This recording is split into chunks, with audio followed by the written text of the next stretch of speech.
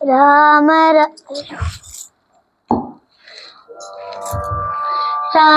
राम राम राम जय जानकी कांत स्मरणं जय जय राम राम शुक्लांबरधरं विष्णुं शशिवर्णं चतुर्भुजं प्रसन्नवदनं ध्यायेत् सर्वविघ्नोपशान्तये लक्ष्मीनाथसमारम्भां नाथयामुनमध्यमाम् अस्मदाचार्यपर्यन्तां वन्दे गुरुपरम्पराम् ಶ್ರೀಯಪ್ಪತಿಯಾನ ಭಗವಾನ ஆபத் பாந்தவன் அநாத ரக்ஷகன் பக்தவத்சலன் நிறைய சொல்லி கேட்டிருக்கணும். அவன் தன் பக்தர்களுக்கு எவ்வளவு முக்கியத்துவம் கொடுக்கறான்னு பாகவதத்துல ஒரு கதை மூலமா தெரிஞ்சுக்கலாம். ஸ்ரீ கிருஷ்ணர் கம்சன் முதலான அசுரர்கள் எல்லாம் சம்ஹாரம் பண்ணி துவாரகாபுரியில ராஜ பரிபாலனை பண்ணிட்டு வரா. அப்போ நாரதர் அங்க வரார். பார்த்தா கிருஷ்ணர் ஒரு பெட்டியை வச்சு பூஜை பண்ணியிருந்தார். நாரதருக்கு ஒரே ஆச்சரியம். நாம எல்லாரும் இவரை தான் பூஜிக்கிறோம், இவர் யார பூஜிக்கிறாருன்னு தெரியலையே. அதனால இத கிருஷ்ணர் கிட்டே போய் கேட்கிறார். சுவாமி, ஏதோ பெட்டியை வச்சு பூஜை செய்யறே, அதுக்குள்ள என்ன இருக்குன்னு கேட்கிறார். கிருஷ்ணர் ஆர்வமா அந்த பெட்டியை திறக்கிறார். அதுக்குள்ள பார்த்தா இன்னொரு பெட்டி, அதுக்குள்ள இன்னொரு பெட்டி, பெட்டிக்குள்ள பெட்டி, பெட்டிக்குள்ள பெட்டின்னு கடைசி ஒரு சின்ன பெட்டி இருக்கு. அதுக்குள்ள என்ன இருந்துச்சு, என்ன இருந்துச்சு, என்ன இருந்துச்சு? நாரதர் அதை எட்டி பார்க்கிறார். பார்த்தா ஏதோ மண்ணு தூசி மாதிரி இருந்துச்சு. இது என்னது சுவாமி? நாரதர் கேட்கிறார். கிருஷ்ணர், நாரதரே, என்ன இப்படி சாதாரணமா கேட்டுட்டு? இது எனக்காக தான் எல்லாத்தையும் தியாகம் செஞ்ச பக்தாளோட பாத தூளி, இதைத்தான் நான் பூஜிக்கிறேங்கிறார்.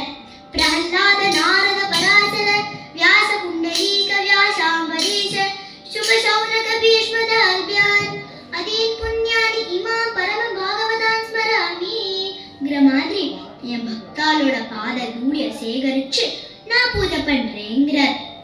இந்த கதை மூலியமா தெரியலையா சுவாமிக்கு தன் பக்தர்கள் மேலே எவ்வளோ அபிமானம்னு.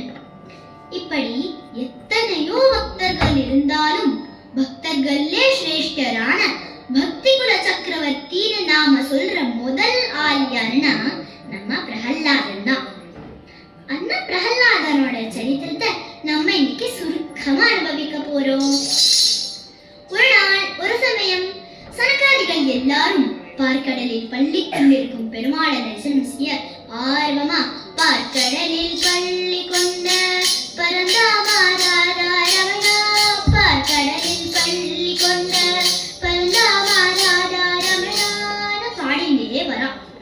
வைகுண்டத்து வாசலுக்கு வந்துட்டா. அங்க காவல் காத்திருந்த ஜெயா விஜயர்கள், நில்லுங்க, இது சுவாமி ரெஸ்ட் எடுக்கிற டைம், உங்களுக்கு உள்ள போக அனுமதி இல்லை, கிளம்புங்கோன்னு கோபமா சொல்லிட்டான். சனகாதிகளுக்கும் கோபம் வந்துட்டு, என்ன அகம்பாவம், என்ன பெருமாள் உமக்கு மட்டுமே சொந்தமா, நாங்க தரிசனம் செய்யக்கூடாதுன்னு சொன்ன நீங்க யாரு? பிழைச்சாபத்தை 3 ஜென்மம் அசுர பிறவியா பிறக்க கடவுது நீ சபிச்சுட்டா. ஜெயா விஜயர்கள் நடுங்கி போயிட்டா. அப்போ இதெல்லாம் எண்ணில ஒரு தெய்வீகமான குரல். அது யாருன்னு பார்த்தா, ஆஹா என்ன ஒரு அழகு!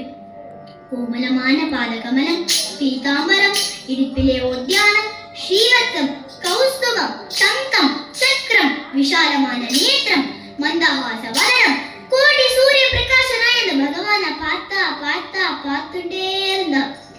கண்ணிலிருந்து தாராகாரமா கண்ணீர் வருது. அந்த சின்மய ரூபத்தை பார்த்துட்டு சனகாதிகள் அப்படியே கால விழுந்து சேவிக்கிறா. பெருமாள், இதெல்லாம் என் லீலை, நீங்கள் சாபம் கொடுப்பவர்களும் இல்லை, அவர்கள் உங்களை தடுப்பவர்களும் இல்லை. இப்ப என்ன, 3 ஜென்மம் அசுர பிறவியா பெருக்க கடவுது, அவ்வளவுதானே, விடுங்கோ, நானும் கூடவே அவதாரம் செஞ்சு உங்களுக்கு மோட்சம் கொடுத்து தர்மத்தை நிலைநாட்டுறேங்கிறார். அவர்கள் எடுத்த முதல் ஜன்மம் தான் இரண்யாக்ஷன் இரண்யகசிபுங்கிற புல்லான அண்ணன் தம்பிங்களாம் இருக்கிறா. இந்த இரண்யாக்ஷன் இருக்கானே ரொம்ப ரொம்ப ரொம்ப புல்லாதவன். இவன் சேஷ்டை என்ன அளவுக்கு போச்சுன்னா பூமாதேவியவே எடுத்து ஒழிச்சு வச்சுட்டானா பாத்துக்கோங்களேன். ஆனா நம்ம சுவாமி சும்மா இருப்பாரா? அனாயாசமா புவனம் எடுத்த இரண்யாக்ஷரன்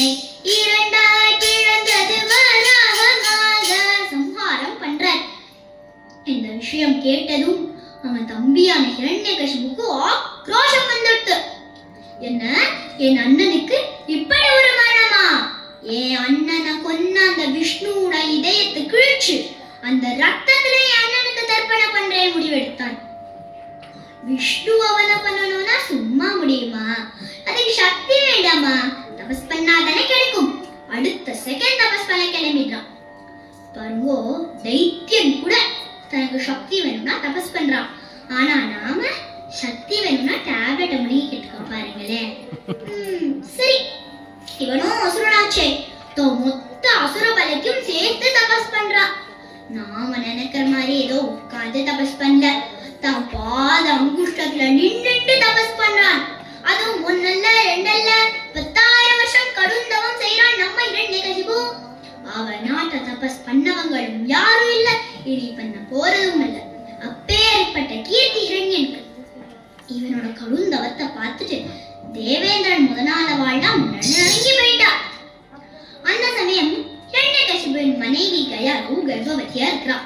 இதை தெரிஞ்சுட்ட இந்திரன், அடடா, ஹிரண்யகசிபுவே ஒரு மகா யோகியன், இந்த அவனுக்கு பிறக்கிற போற குழந்தை எப்பேற்பட்ட அசுரனா இருப்பான், அதனால விடக்கூடாது, அந்த சிசுவ கர்ப்பத்திலே அழிச்சிடணும்னு கிளம்பி ஓடி வரான்.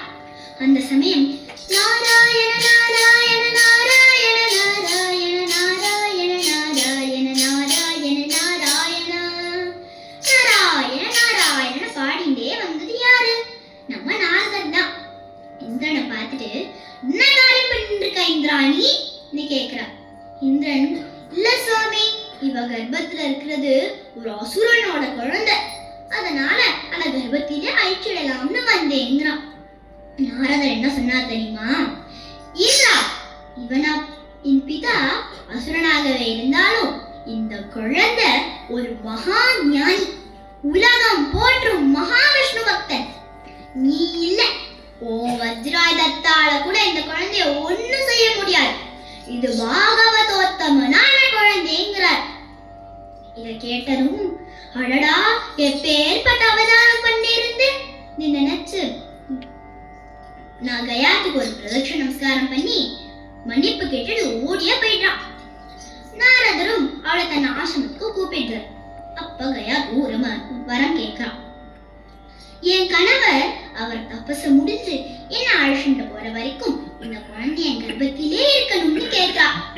நாரதரும் அதுக்கு சமைச்சு அவளை தன் ஆசிரமத்துக்கு அழைச்சிட்டு போறா. அப்புறம் என்னாச்சு தெரியுமா? வாங்க பார்க்கலாம். உங்க எல்லாருக்கும் ஒரு சந்தேகம் வரலாம், அது எப்படி ஹிரண்யகசிபுக்கு இப்படி ஒரு ஹரிபக்தியான குழந்தை? இது காரணகர்த்தாவே ஹிரண்யகசிபுவின் தாய் திதி வாங்கினவன் தான். கஷ்யபரோட மனைவியானவர் அந்தி சாயிற வேளையில கஷ்யபர் கிட்ட கர்ப்பதானத்தை கேட்கிறா. அவரும் எச்சரிச்சார், வேண்டாம் திதி, இது பிரதோஷ காலம், அனர்த்தம் ஏற்படும் சொன்னதை மீறி அடம் பிடிக்கிறான். வேற வழி இல்லாம அவரும் வரத்து கொடுத்துட்டு, இந்த கர்ப்பதானத்தோட பலன் உனக்கு 2 அசுர குணம் கொண்ட குழந்தைகள் தான் கிடைக்கும் சொல்லிட்டார். அப்பதான் திதி தன் தப்ப உணர்றா. இதுக்கு வேற வழி இல்லையான்னு கேட்கும் போது, உன் குழந்தை அசுரனாகவே இருந்தாலும் உன் பேரன் உலகின் சிறந்த ஹரிபக்தியாளனா இருப்பாங்கிறார். அந்த பலனாதான் இப்ப ஹிரண்யகசிபுக்கு ஒரு ஹரிபக்தியான குழந்தை கிடைக்க போறது. என்னதான் திதி வாங்கின வரம் ஒரு பக்கம் இருந்தாலும் குரு அனுகிரகம் வேணும் இல்லையா? அதான் அவனுக்கு நாரதர் கிட்ட இருந்து கிடைக்கிறது. நாரதர் அவளுக்கு பொழுதனிக்கும் ஹரிகதைய சொல்லி சொல்லி சொல்லி அந்த குழந்தையும் கர்ப்பத்திலே கேட்டுட்டே ஹரிபக்தனாவே பிறக்கிறான். நம்ம ஹிரண்யகசிபு கடுந்தவத்துல இருக்கா இல்லையா? ஒரு கட்டத்துல கரையான் புத்தே அவனை ஃபுல்லா மூடிட்டு, அப்படி கடுந்தவம் தவத்தை மெச்சு பிரம்மரே வந்துட்டார். ஹிரண்யகசிபு, உனக்கு என்ன வரம் வேணும் கேளு, உன் தவத்தை மெச்சினேன் என்கிறார் பிரம்மர். சடனா எல்லா அசுரர்களும் கேட்கிற மாதிரி ஒரே குரல், நான் சாகவே கூடாது. பிரம்மர் சொல்றார், பிறந்தவன் இறந்துதான் ஆகணும், இது நியதி, இது விட்டு வேறதான் வரம் கேளே என்கிறார். ஹிரண்யகசிபு டீப் பிரீத் எடுத்தான். நான் மேலையும் சாகக்கூடாது, கீழையும் சாகக்கூடாது, உள்ளேயும் சாகக்கூடாது, வெளியும் சாகக்கூடாது, பகலையும் சாகக்கூடாது, இரவிலும் சாகக்கூடாது, உயிரில்லாதவற்றாலோ சாகக்கூடாது, உயிரில்லாதவற்றாலோ சாகக்கூடாது, அதத்தாலோ சாகக்கூடாது, ஆயுதம் இல்லாமலோ சாகக்கூடாது, தேவர்களால் சாகக்கூடாது, கந்தர்களால் சாகக்கூடாது, யக்ஷர்களால் சாகக்கூடாது, கிண்ணர்களால் சாகக்கூடாது, மனிதனாலமோ சாகக்கூடாது, மிருகனாலமோ சாகக்கூடாது. இவ்வளவைய உங்களது சிருஷ்டிக்கு உட்பட்ட எந்த ஒரு உயிரினத்தாலும் நான் சாகக்கூடாதுன்னு கேட்கிறான். பிரம்மர் எல்லாத்துக்கும் தடாசு கிளம்பிட்டார். அவ்வளவுதான், குஷி ஆயிட்டு இரண்யனுக்கு. இப்ப நான் தான் சர்வ சிரேஷ்ட அந்த அகங்காரம் அவனுக்கு வந்துடுது. இதே நல்லவனா இருந்தா என்ன பண்ணிருக்கணும்? யாக யஜ்ஞாதி தர்ம காரியங்கள் எல்லாம் பண்ணிருக்கணும். இவனும் அசுரனாச்சே, போறான், பாக்குறவாளெல்லாம் ஹிம்சிக்கிறான், பசுக்களை ஹிம்சிக்கிறான், சாதுக்களை ஹிம்சிக்கிறான், யாகத்துக்கு எடுக்கிறான், நான் தான் தெய்வம்னு சொல்லி எல்லா கோயிலையும் இழுத்து போட்டுடுறான். இப்ப எல்லா பூஜையும் ஹிரண்யனுக்கே. ஹிரண்யகசிபு ரக்ஷமாம், ஹிரண்யகசிபு பாஹிமாம், ஹிரண்யகசிபு பாஹிமாம், ஹிரண்யகசிபு ரக்ஷமாம்னு பாடவே வச்சுட்டான். இப்ப ஹிரண்யாய நமஹ வாழ்வு, நாராயண நமஹன்ற சாவுன்ற சிச்சுவேஷனே வந்துடுது. இவன் பண்ற அட்டகாசத்தை பார்த்துட்டு தேவர்கள் எல்லாம் நடுங்க வேண்டாம், நேரா போறா ஆபத் பாந்தவன் அநாத ரக்ஷகன் பெருமாள் கிட்ட. சுவாமி, ஹிரண்யோட ஆட்சி ரொம்ப கொடுமையா இருக்கு, அவன் அட்டகாசம் தாழல, இதுக்கு ஒரு விமோச்சனம் கிடைக்காதான்னு கேட்கிறா. பெருமாளோ, கவலைப்படாதீங்க, காலம் வரும்போது நான் அவதாரம் எடுத்து தர்மத்தை நிலைநாட்டுறேங்கிறார். என்னதான் அசுர குலத்துல பிறந்தா கூட பிரகலாதன் கண்ணுக்கு பெருமாளே தெரிவாராம், அவனோட விளையாடுவாராம். இப்படியே சுக்லபக்ஷ சந்திரனை போல் வளர்ந்து வந்தான் பிரகலாதன்.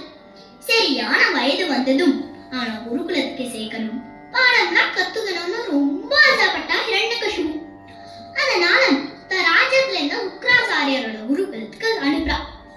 முதல் நாள் ஸ்கூல் பிரேயர் சொல்லி கொடுப்பா இல்லையா, ஆரம்பிச்சா. ஓம் ஹிரண்யாய நமஹ, எல்லாரும் சொல்லுங்க. எல்லா குழந்தைகளும் சமத்த சொல் பேச்ச கேட்கறது. ஆனா பிரகலாதன் மட்டும் எங்களை மாதிரி சொல் பேச்சே கேட்க மாட்டான், அப்படியே அமைதியா நிக்கிறான் பிரகலாதன். அந்த குரு பார்த்துட்டு, பிரகலாதா, நீ என்ன அமைதியா நிக்கிற, எங்க சொல்லு பார்க்கலாம். ஓம் ஹிரண்யாய நமஹ. பிரகலாதன் மேலையும் கீழையும் பார்த்துட்டு ஓம் நமோ நாராயணாய நமஹங்கிறான். தூக்கி வாரிச்சு சிந்தாமர்க்கர்களுக்கு. பிரகலாதா, அப்படிலாம் சொல்லக்கூடாது, எங்க சொல்லு பார்க்கலாம். ஓம் ஹிரண்யாய நமஹ, ஓம் நமோ நாராயணாய நமஹ.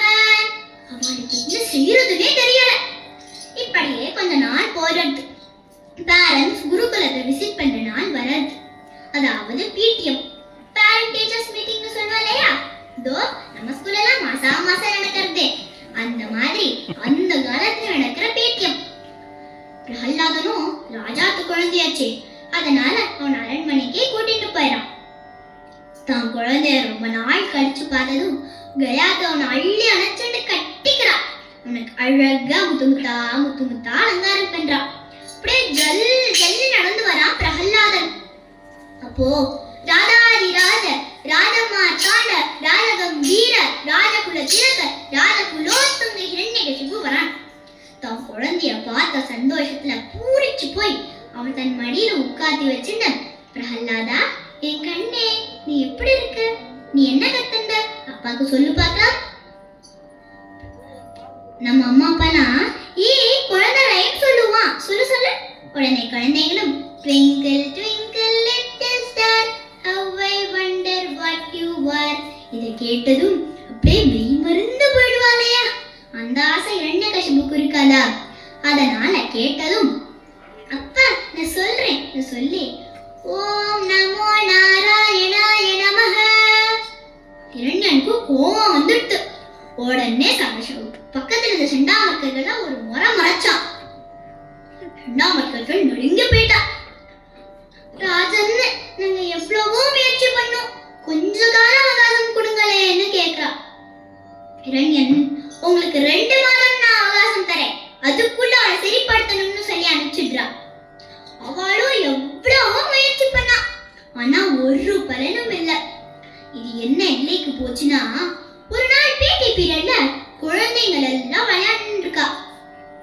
எல்லாம் அசுரக்குல குழந்தையாச்சே, அதனால எல்லாம் அடிச்சுக்கிறதோ உதச்சிக்கிறதோ பிராண்டிக்கிறதோன்னு இருந்துச்சு. பிரகலாதன் பார்த்தா ஒன்னும் உருப்படி இல்ல. எல்லாரையும் வந்து உட்காந்து வச்சுட்டு நாராயண ஹரி நாராயண ஹரி நாராயண ஹரி நாராயணா, எல்லா குழந்தைகளும் அதே சொல்றது. இப்போ நீங்களும் சொல்லுங்க, நானும் சொல்றேன், எல்லாரும் சேர்ந்து ஹரிநாமத்தை பாடலாமா? நாராயண ஹரி நாராயண ஹரி நாராயண ஹரி நாராயணா, நாராயண ஹரி நாராயண ஹரி நாராயண ஹரி நாராயணா, நாராயண ஹரி நாராயண ஹரி நாராயண ஹரி நாராயணா, நாராயண ஹரி நாராயண ஹரி நாராயண ஹரி நாராயணா, ஹரி நாராயண நாராயண நாராயண நாராயண நாராயண நாராயணா. இப்படி நாராயணா நாராயணா நாராயணான்னு குருக்குல முழுது ஹரிநாம சங்கீர்த்தனமே நடக்கிறது. இத ஓடி வந்து பாக்குற சண்டாமர்க்கர்கள் அவளுக்கு என்ன செய்யறதுன்னே தெரியல. அடடா, இவனை மாதிரிலாம் வந்தா இவன் எல்லாரையும் மாத்திக்கிட்டு இருக்கானே, இவனை வச்சிருந்தா நம்ம உயிருக்குதாப்பா ஆபத்து நினைச்சு அவனை ராஜா கிட்டே விட்டுட்டு கிளம்பிடுறான். இரண்யனுக்கு வந்ததுக்கும், பிரகலாதா நீ என்ன கத்துண்ட, உண்மையா சொல்லு, அவங்க சொல்லி தந்ததை மட்டும் சொல்லுன்றான். பிரகலாதன் நேரா தப்பா முகத்தை பார்த்துட்டு ஸ்ரவணம் கீர்த்தனம் விஷ்ணோஹோ ஸ்மரணம் பாத சேவனம் அர்ச்சனம் மந்தனம் தாஸ்யம் சக்கியம் ஆத்மனி வேதனம் சொல்லி முடிச்சார். அந்த விஷ்ணோஹோன்ற சப்தத்தை கேட்டானோ இல்லையோ, வந்தது கோபம். அவனை குழந்தைன்னு கூட பார்க்காம ஒரே வீசா வீசிட்டான். குழந்தையும் போய் தடான நிலத்தை விழுந்துடுது. தன் காவலாளிகளை கூப்பிட்டு இவனுக்கு எல்லா விதமான தண்டனைகளையும் கொடுத்து இவன் வாயந்த இரண்யாயிரம் சொல்ல வைக்கிறதுதான் அவங்க வேலைன்னு சொல்லி அனுப்பிச்சிடுறான். பாவம், அந்த சின்ன குழந்தைக்கு என்னென்ன மாதிரி தண்டனைகளை கொடுத்தாங்கன்னா, தாசர் சொல்றார், பெட்டதிந்த கட்டி உருடிச்சு மலை உச்சிக்கு கூட்டிட்டு போய் அங்க நம்ம தள்ளி விடுறான். அசுர தன்ன பட்டதானே காலை வெட்டிச்சு, தன்னோட பட்டத்தான காலை விட்டு மிதிக்க வைக்கிறான். முள்ளு மனைய மாடி துட்டு நிறைய வைக்கோல்லாம் வச்சு ஒரு வீடு மாதிரி பண்ணி உள்ள பிரகலாதன் அனுப்பிச்சு அதை எரிய விட்டுறாங்களா. பிரகலாதனும் எரியட்டும்னு புளிய கோணி நல்லி விட்டு புலியோட கிரகத்துக்குள்ள விட்டு அது கடிச்சு திங்கட்டும்னு விட்டுட்டாங்களாம். ஆனா இவ்வளவு செஞ்சும் எத்தனை இல்லாத சுத்தன கொள்ளலும் சக்தனே போதனந்தே சுவாமி அவனை ஒரு தண்டனத்துல அவனை ரட்சணை பண்ணாராம். இரண்யனுக்கு கோவம் தாழல. தன் சொந்த குழந்தைய கூட அவனால ஒண்ணு பண்ண முடியலையேன்னு அசக்தனாட்டா இரண்யகசிபு. இவ்வளவு நாள் ஜெயத்தை மட்டுமே பார்த்துட்டு இருந்த அவன் முதல் தடவையா அப்பஜெயத்தை பார்க்கிறான். கொடூரமா யோசிச்சான். பெத்த தாய் கையாலே விஷயத்தை குடிச்சு ஊட்ட சொல்றான். இப்படி பண்ண வேணாம், அவனுக்கு கால விழுந்து கதற கையாத்து. ஆனா பிரகலாதன், அம்மா ஹரியனை ரட்சணை செய்வார், நீ தைரியமா குடி, நான் குடிக்கிறேன்னு சொல்லி தானே எடுத்து குடிக்கிறான். என்ன ஆச்சரியம், அந்த விஷம் அவனுக்கு அமிர்தம் மாதிரி இனிச்சுது. இரண்யனுக்கு தன் தோல்வியை தாங்க முடியல. அதனால அவனை தரதரா இழுத்துட்டு வந்த அரச சபைக்கு போறான். இந்த விஷம் குடிச்சு உனக்கு ஒன்னாகல, இது எப்படி சாத்தியம் கேட்கிறான். அப்பா, ஹரியோட அனுகிரகம் எனக்கு இருக்கிறதுனால எந்த விஷமும் எனக்கு ஒன்னாகாதுப்பா. என்னடா நீ சும்மா ஹரி ஹரின்னு சொல்லிட்டு இருக்க? எனக்கு பயந்துண்டு இந்த பூலோகத்திலே இல்லாம அவன் ஒளிஞ்சிட்டு இருக்காடா. அவ ஒரு மாயாவி. முன்னாடி வந்தா அவனால ஜெயிக்க முடியாதுடா. சொல்லுடா பிரகலாதா, எங்க இருக்க அவன்? அப்பா, அவன் சர்வ வியாப்தன், எல்லா இடத்திலும் இருக்கார், தூணிலும் இருக்கார், துரும்பிலும் இருக்கார். ஓ அப்படியா? அப்ப அந்த கம்பத்துல இருக்கானாடா? இருக்காப்பா. நன்னா தெரியுமா? இருக்காப்பா. எடுத்தா தங்க கதாயுதத்தை ஓங்கி ஒரே அடி பட்டுன்னு உடைஞ்சதும் லட்ட லட்டா லட்ட லட்டா லட்ட கடி சிவனத தட பட படஹ பட புடு கட திட்டி சுத்திரடு புட்ட புட்ட புட்ட ನೆಗದು ಸೀಳಿ ಹಾರುತ್ತಪಲ್ ಕಟ ಕಟ ಕಟ ಕಟಿ ತು ರೋಷದಿಂದ ಮಿಟಿ ಮಿಟಿ ಮಿಟಿ ನೆಗ ತಾಕ್ಷಿಯ ಮೋಡಿ ಕೋಟಿ ಊರ್ಪಟಕ್ಕೆ ಆರ್ಭಟವಾಗಿರಲು ಕುಟಿಲ ರಹಿತ ವ್ಯಕ್ತ ವಿಲಯ ವಿಠಲ ಸಪ್ತ ನಿಧಿ ನಿಧಿಲ ನೇತ್ರ ಸುರ ಕಟಕ ಪರಿಪಾಲ.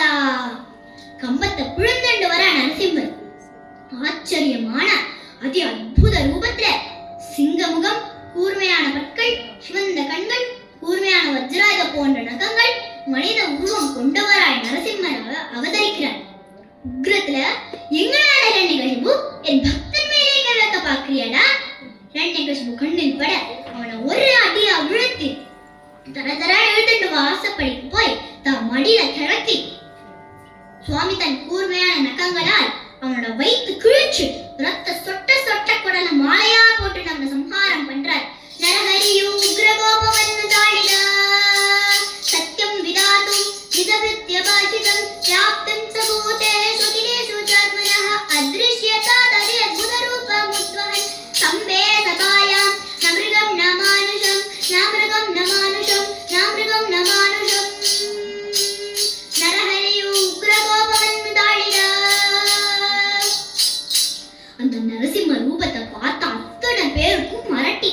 ஆனா பிரஹ்லாதனுக்கு துளி பயம் இல்லை. தேவர்கள் எல்லாம் ஸ்தோத்திரம் பண்றான். உக்ரம் குறையவே இல்லை.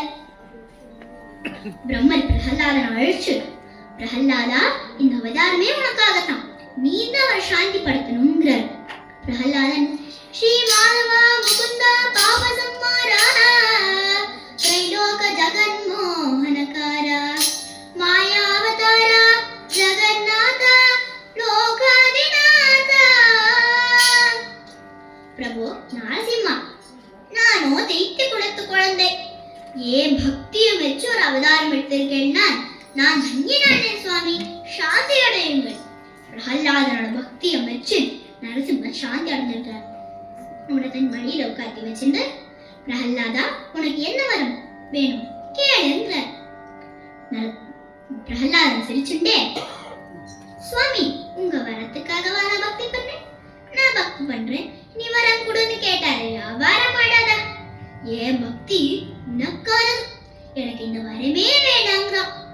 நாம எல்லாம் கோயிலுக்கு போறோம், ஒரு பிரதட்சண நமஸ்காரம் பண்ணி ஒரு 2 ஸ்லோகம் சொல்றோம், அப்புறமா பெருமாட்ட அது வேணும் இது வேணும்னு பெரிய லிஸ்டே போடுறோம். ஆனா பிரஹ்லாதனை பாருங்களேன், இதுதான் நமக்கும் பிரஹ்லாதனோட பக்திக்கும் இருக்கிற வித்தியாசம். என்னதான் இருந்தாலும் பெருமாளே கேட்டுட்டா உனக்கு என்ன வரம் வேணும், அவர் பேச்ச மீறக்கூடாதுன்னு, எனக்கு வரமே கேட்க கூடாதுங்கிற புத்திய வரமா கொடுங்களேன்னு கேட்கிறான். நரசிம்மர் சிரிச்சுட்டே வேற ஏதாவது வரம் கேளுங்கிறான். அப்ப கூட தனக்குன்னு கேட்காம தான் அப்பாவுக்கு சத்கதி கிடைக்கணுங்கிறார்.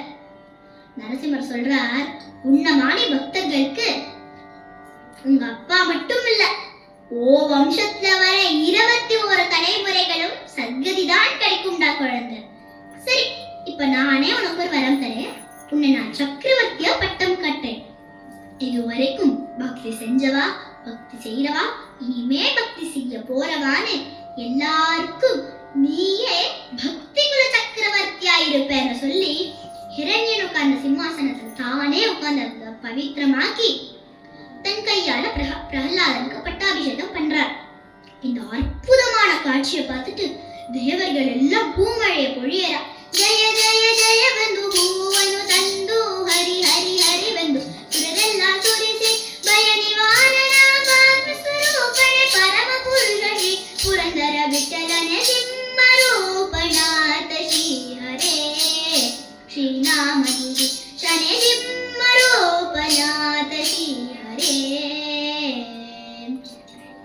இப்படி இந்த 1/2 மணி நேரத்துல நம்ம பிரஹ்லாத சரித்திரத்தை பார்த்தோம். இந்த பிரஹ்லாத சரித்திரத்தை கேட்டா என்ன பலன்? தாசர் சொல்றார், லக்ஷ்மி நாரசிம்ம சரிதையா உதய கால படிಸುವಂತ ನರರಿಗೆಲ್ಲ ಪುತ್ರ ಸಂತಾನಗಳಿಟ್ಟು ಮತ್ತೆ ಬೇಡಿದಂಗೆ ಕೊಟ್ಟು ಭಕ್ತವಚನ ಮುಕ್ತಿ ಕೊಡುವ ಪುರಂದರ ವಿಠ್ಠಲರಾಯ, ಭಕ್ತವಚನ ಮುಕ್ತಿ ಕೊಡುವ ಪುರಂದರ ವಿಠ್ಠಲರಾಯ. ನಾರಸಿಂಹ ಲಕ್ಷ್ಮೀ ನಾರಸಿಂಹ ಅಹೋಬಲಂ ನಾರಸಿಂಹ ವೀರ ನಾರಸಿಂಹ ಪರಿಕಳ ನಾರಸಿಂಹ ನಂಬು ದೇವನು ನಂಬಿರನ್ನ ನರರಿಗೆಲ್ಲ ವರವ ಕೊಡುವನು.